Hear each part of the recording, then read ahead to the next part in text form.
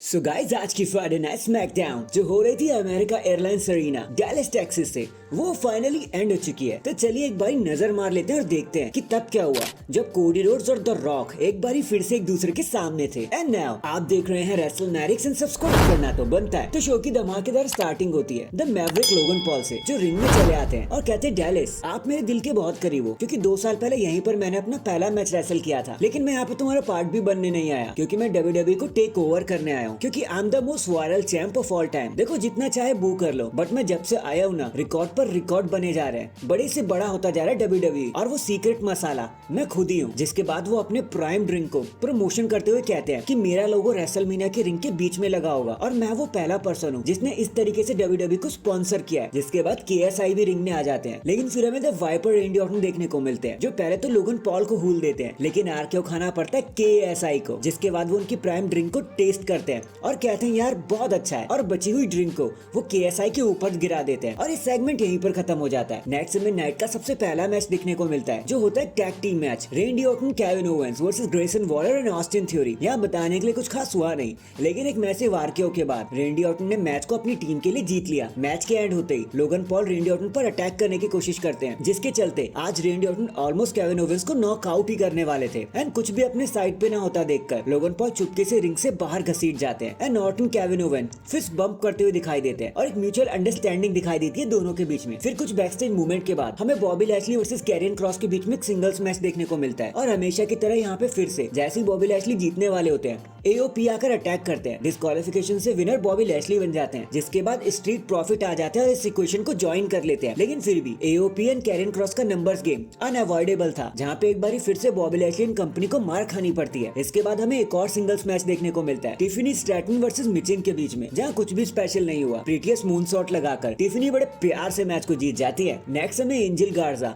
Versus Dragon Lee के बीच में भी एक मैच देखने को मिलता है एंड ट्रस्ट में ये भी एक सो टाइप का ही मैच था। ड्रैगन ली इजीली मैच को जीत जाते हैं, लेकिन मैच के बाद इससे पहले कि वो सेलिब्रेट करते फैंटास्मा आकर उन पर अटैक करने लग जाते हैं और ड्रैगन ली को उनकी औकात दिखा देते हैं। एंड फाइनली ये सारी चीजें लीड करती है हमें हमारे मेन इवेंट की तरफ, जहाँ सबसे पहले रोमन रेंस रिंग में आ जाते हैं एंड फिर हमें द रॉक देखने को मिलते हैं जो एक नई लाइटनिंग एंट्रेंस के साथ हमें रिंग में आते हुए दिखाई देते हैं, जो बता देते हैं कि रॉक अब पूरी तरीके से हील हो चुके हैं। जिसके बाद रॉक एंड रोमन रेंस एक दूसरे से हाथ मिलाते हैं। रोमन कहते हैं कि देख लो ग्रेटनेस आपके सामने खड़ी है, और पॉल हेमन इन सबको एक्नॉलेज करने को कहते हैं। तभी वहाँ पर Cody Rhodes and Seth Rollins की एंट्री हो जाती है।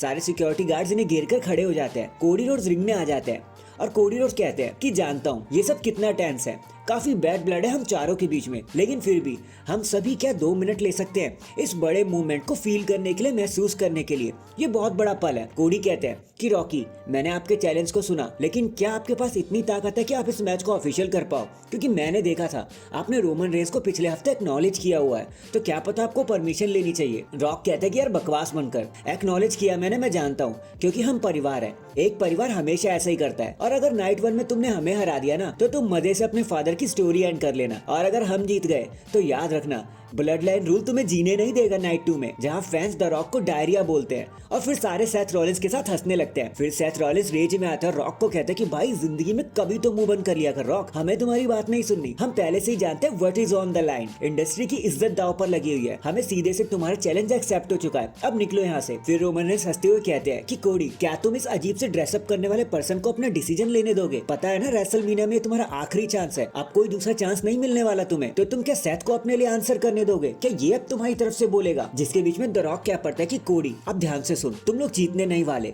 मैं बोर्ड ऑफ डायरेक्टर की कुर्सी पे बैठा हूँ जो लॉजिकली मुझे तुम्हारा बॉस बना देता है, और मैं अपनी ताकत से सब कुछ करूंगा ताकि तुम दोनों जीत कर बाहर ना जा पाओ, तुम्हें हार नहीं होगा।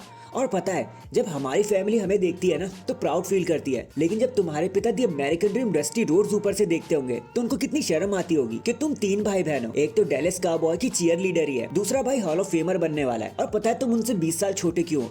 क्योंकि तुम अपने पापा की बस एक गलती हो। जिसके बाद आग बबूला होकर कोडी रोड्स द रॉक पर एक थप्पड़ मार देते हैं एंड डैंग। इसी इंटेंस लुक एंड मूवमेंट के साथ हमारी आज की फ्राइडे नाइट स्मैकडाउन यहीं पर खत्म हो जाती है। वैसे आपका आज के शो के बारे में क्या कुछ कहना था कमेंट करके जरूर बताना, एंड चैनल पर नया है तो चैनल को जल्दी से लाइक एंड सब्सक्राइब कर दो। बाकी मैं मिलता हूँ आपसे किसी और अपडेट के साथ, तब तक के लिए अपना ख्याल रखें और खुश रहें।